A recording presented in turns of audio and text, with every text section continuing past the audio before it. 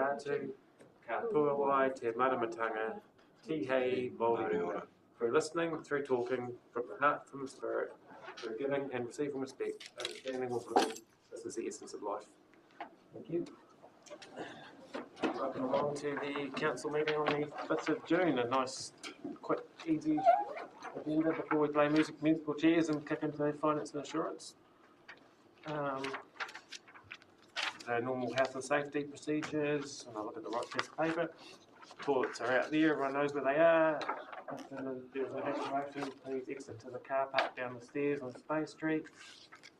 Just a reminder that these proceedings are being recorded for the purpose of live video, both live streaming and downloading, so by remaining in this meeting you're consented to being filmed for viewing by the public, and if we can please make sure that our phones are on silent mode. We've got an apology from Councillor, who's got a frog in his throat. An apology from Councillor Graney, who's on approved leave of absence, and an apology for lateness from Councillor Ravenclaw and Councillor O'Brien. Are there any further apologies? Someone happy to move those? Yes. Thank you, Councillor Bakerai, Councillor Sabrian. All those in favour, please say aye. Aye. Anyone against? That's carried. Do we have any further leave of absence from last week? Oh, sorry, July the 19th to the 26th. Do I have to do the same for the Finance Committee as well? No, that'll carry through from... Someone like to move that Councillor Duffy's Councillor Menzies, Councillor Bakerai. All those in favour, please say aye. Aye. Anyone against? Carried. Do we have any conflict of interest on the from anyone? We don't have any extraordinary items. So we've got the confirmation of the council minutes from the meeting held on the 1st of May 2024, and we had a request from Councillor Ravenclaw to amend the conflict of interest that she was not Peter Charteris' niece, but Pam Charteris' niece. So with that amendment, someone in a position to Councillor Fraser, seconded by Councillor Menzies. If there's no further discussion on the minutes, I'll put the motion. All those in favour, please say aye. I don't believe we've got any public participation today, so I will move on to our one and only report for the meeting. 7.1, the combined policy, revenue and financing policy, rate remission and postponement policy, significance and engagement policy, feedback and deliberations. So this is on page 21 of your agenda with the recommendations. And I'd just like to acknowledge those that actually put their submissions through and thank them for submitting on for the policies. Thank you, Your Worship. Today what we're doing is just looking at the feedback that received on these three policies when they went out for consultation. We didn't get a huge amount of submissions. They're not the most exciting policies in the world. They're not going to change things fundamentally, so that's probably reflected in the number of submissions that we've got. So we had 6 submissions, and what we've done in the report on page 26 is included a table there that really just summarises the feedback that we got and proposes a staff recommendation in terms of what we might do with that feedback in the policy. So my proposal is just to sort of work through this table and have a discussion on those points about whether councillors agree with the points that have been raised and the suggestions by staff of how we proceed. So I'll hand over to Louise really. She'll talk first about the significance and engagement policy. We had, I've forgotten how many submitters now talk about that. It was written somewhere, but 4 I think, or all 6? No, all 6. 6. All 6 submitters commented on that policy. So. Thanks, Nicole. I think the feedback that we've received from the various submitters is very useful, and I can go through each individual submitter and look at what we're going to do. But I think because we've changed the policy quite markedly this year with using a different template from New Plymouth and things like this, this feedback is only going to strengthen what we've got in the policy now, particularly the stuff from Te Marama. So they, in particular, have given some strong feedback around lifting the visibility of Te Marama and Mana Whenua higher in the policy, which I don't see a problem with. and looking at changing some of the language and being clearer about how they're our partner rather than our stakeholder, and moving forward with referencing in full the other documents that we have agreements with through them. I have looked at the two other policies that they recommend and plan to use some of the language out of that to adapt what we have there.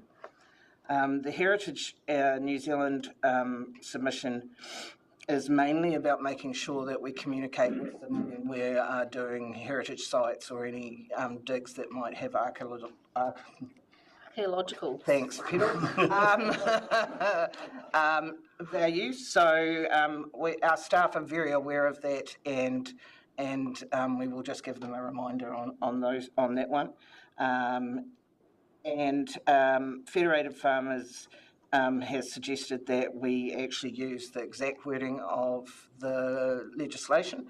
I had modified it a little bit to make it a wee bit more simpler, but I have no issue with changing it back to the exact language. Their support is noted on things like the comments that we made that Southland community is at the heart of Council's purpose, vision and mission. So that was good to receive. And our anonymous people who supported the policy, again, that is of value for us as well. And back to you. Just any councillors, any questions on that set of submissions or proposed recommendations? Thank you. Your Worship, just a comment in relation to from Te Aomarama with the reference to partner and being proactive and looking through all our documentation, whether the LTP or anything else, to ensure that we don't have to wait for feedback next time, to ensure we get that language right. Thank you. Any further questions? Gary? Okay, so we'll talk about the rate remission and postponement policy. So we had 4 submitters who commented on this policy.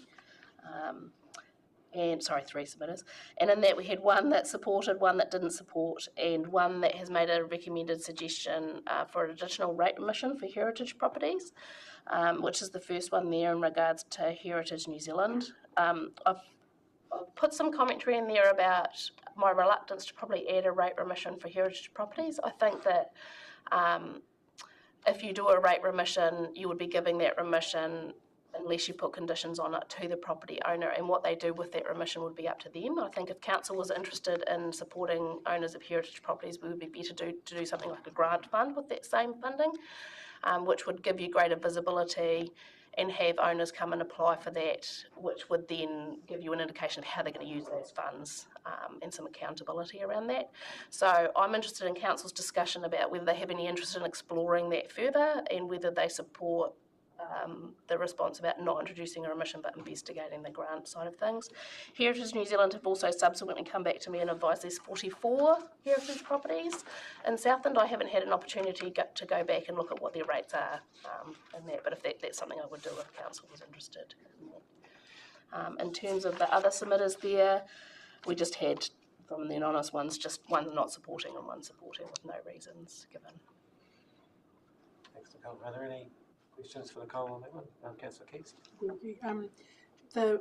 You haven't done any investigation, so of the 44, you won't know how many are on like a farm property. No. Because that's probably quite interesting as to how many of them are. It is actually the heritage building that earns the income. So what I can do is circulate the list that they've provided. The register is online as well, so I can circulate a link to that. What I guess I'm seeking a clear direction from council is if they do want us to look at it further and in what regard, that we would come back with a further report on that. It needs a bit of context around what we are able to, what we would be supporting. And that would be something that we would I mean, I know the budget's tight in the LTP, and effectively this would be additional money that you would be collecting in order to provide these, whatever support that you would be looking to do. And like I have referenced it, to going through to the LTP process is the right place to consider that. And we could talk to Heritage New Zealand a little bit. I've asked them already around what other incentives other councils do, and they have provided me with some information, but I haven't had an opportunity to look at it in detail. Councillor Duffy? Oh, I just think Nicole's comments about possibility of grant assistant rather than rates remission is logical. I think given the climate that we're in, doing those automatic rates remissions is in the right place to subsidise that. I think it is.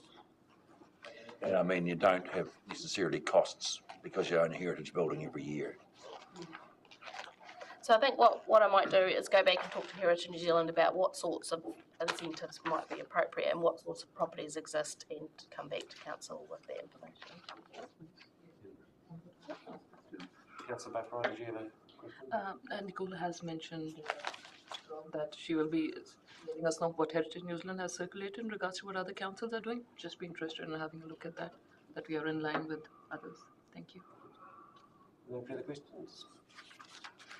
Okay, so the third policy there is the revenue and financing policy. So this is the policy that talks about how we're going to fund all our activities. And this is the one where the portion of this policy that will be answered through the LTP process is the attack on our mandatory funding, and the rest of the policy is what policy changes is what we were consulting on.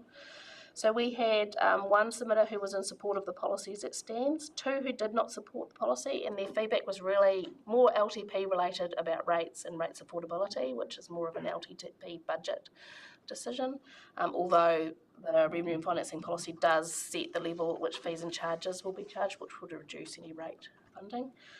And then we had another submitter, again Heritage New Zealand, who wanted us to look at a range of initiatives like Heritage Strategy and different initiatives for Heritage. For those, again, they are really programming issues for the long-term plan and budget and resource priorities, whether they're things council wants to do. So I've suggested that feedback be forwarded on to the LTP decision-making process, because it's not related to how we're funding an activity. So that's my recommendation.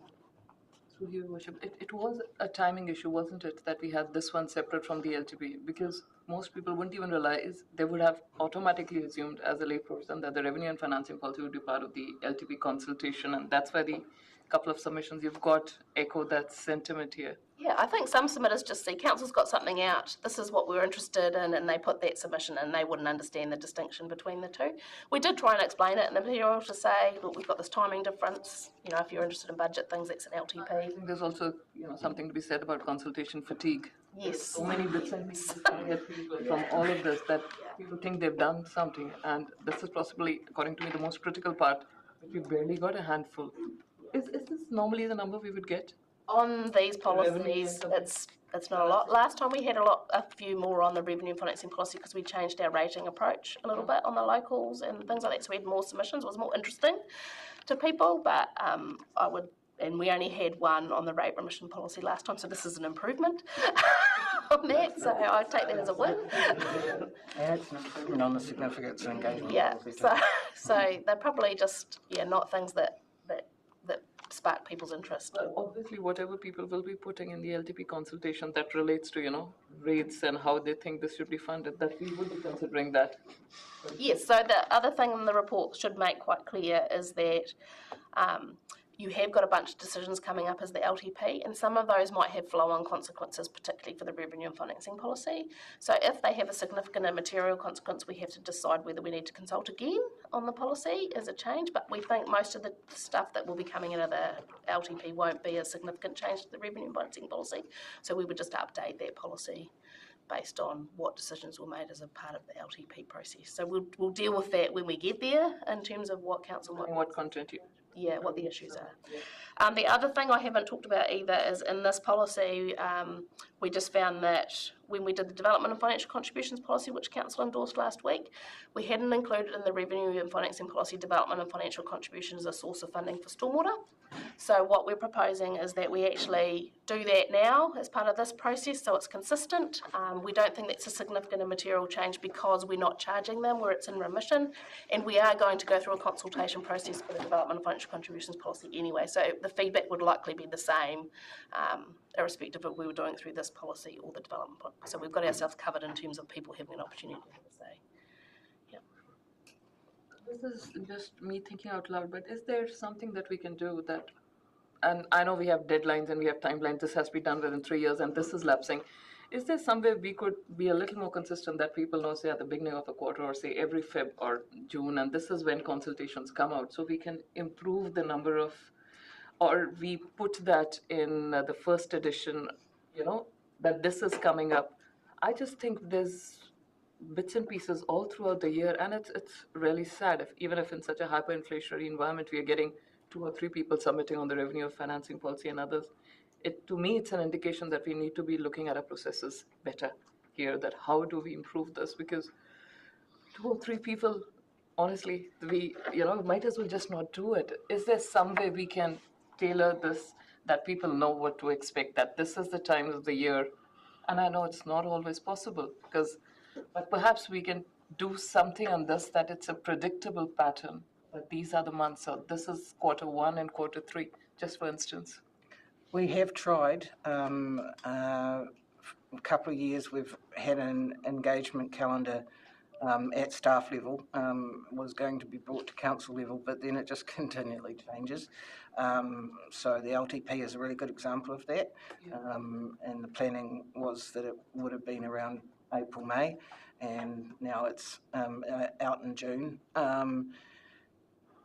I think it's a good idea. I'd love to be able to, but it just depends on a whole lot of elements. And I think the key aspect to all of this is what you've said about consultation fatigue, because we've had the Environment Southland out first with what was a controversial LTP for them.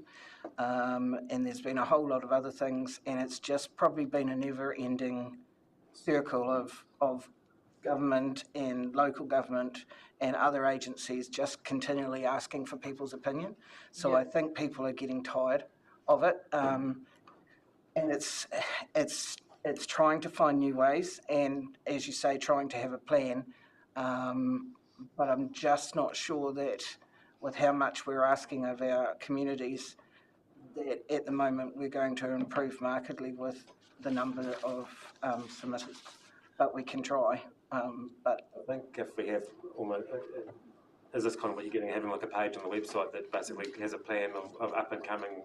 Yeah, just something that, anything, it doesn't Yeah. matter what it is, anything that improves numbers. Because if you have 2 or 3 people submitting, it doesn't really give us a lot of direction, does it, to which way the community thinks? I support Councillor Belprice, and I think the first edition is a good opportunity to do that. But I don't know that we need the specific dates because they can change. But in the next 6 months, these are the policies that will coming up for consultation. We'll do that on a.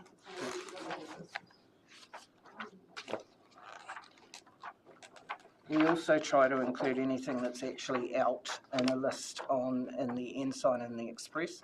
It was really useful when the Advocate was still being published because the Advocate had our same boundaries, and so we covered everywhere with the Advocate. We do the best with the Ensign and the Express, but we do have a section in there that says present present consultations, and we could develop that further to say in the next 3 months these ones are coming up as well. I just think anything would be an improvement at all at this stage. Yeah, I guess like the likes of Federated Farmers are clearly looking for these things if they found it, if they can get more exposure. More exposure. I mean, I do have a suggestion, which is council also needs to think about where they want to encourage that feedback. You know, what are the processes that where you really, really, really definitely want to hear what people think, versus maybe people have an opportunity, but you're not, the amount of change. As opposed to some- I'm just saying that there is a different level of scale of, and people should all have the opportunity to comment on everything, but there may be things where you might want to emphasise more. Yeah, and that it may not always be appropriate to emphasise everything as well, because you might lose it in the noise of. Yes, thank you. Are there any further questions for Louise or Nicole? Cool, so we've got our recommendations there on page 22, quite a few of them. So A through to... They're just organised into each separate policy, so it's clear what, because we wouldn't normally combine all the deliberations in one, but give them a small amount of. So A through to D, fairly standard ones. D, that we receive the written submissions on the draft significance and engagement policy, draft rates, I'll use the acronyms, RRPP, and the draft revenue and financing policy. E, that we recommend that feedback received relating to the long-term plan and the REP review considered as part of the relevant separate consultation processes, so that's moving that on to those places. F, that we recommend that the following amendments be made to the draft significance and engagement policy to increase the visibility of engagement with mana whenua, including changing mana whenua to partners rather than stakeholders, and other wording changes suggested by Te Marama, and that we ensure that policy wording matches that contained within the Local Government Act. Including an interpretation section to include the key terms and amending the wording disproportionately impacted independents to experiencing inequities to read how people are impacted by the matter, particular groups experiencing inequities such as Māori social economic groups. G, that we recommend that no change be made to the draft rate remission and postponement policy. H, that we recommend that the draft financial revenue and financing policy be amended to include development and financial contributions as a funding source for stormwater capital expenditure in section 3.2.2 to align with the draft development and financial contributions policy currently being consulted on.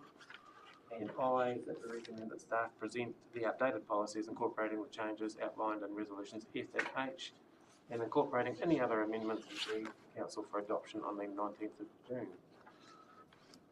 Do we have someone willing to? Certainly. I just want to understand if part one, which says increase visibility of engagement with mana whenua, including changing mana whenua to partners rather than stakeholders.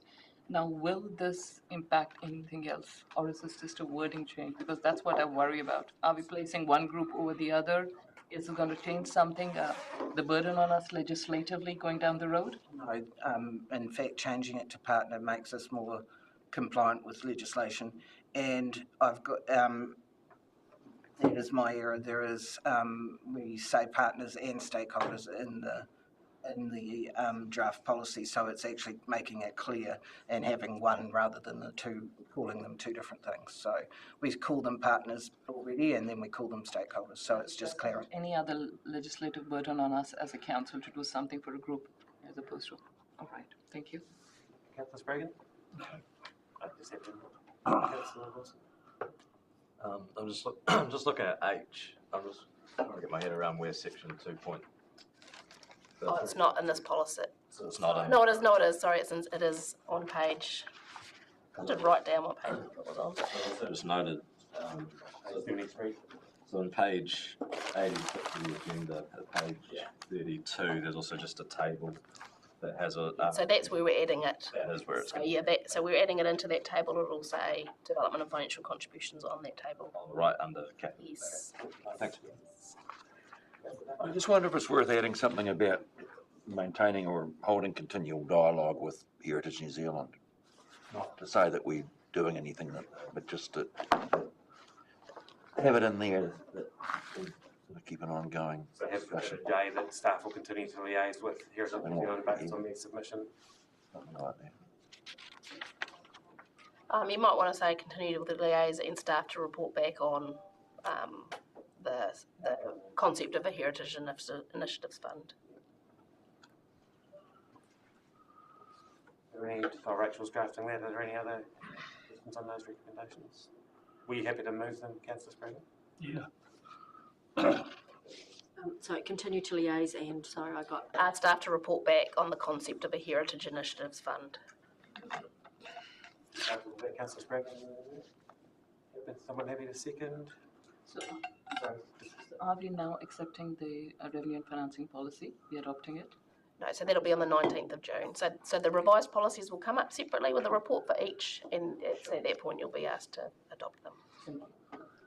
Councillor Fraser, you happy to second? There's no further discussion of the motion. Have you got that up there, Rachel? Yeah. All those in favour, please say aye. Aye. Anyone against?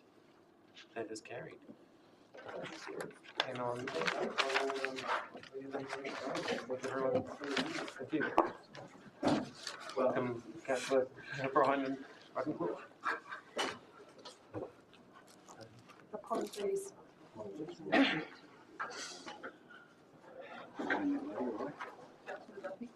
I had problem with my. That's all right. Talk to you later. Yeah. I could Since you're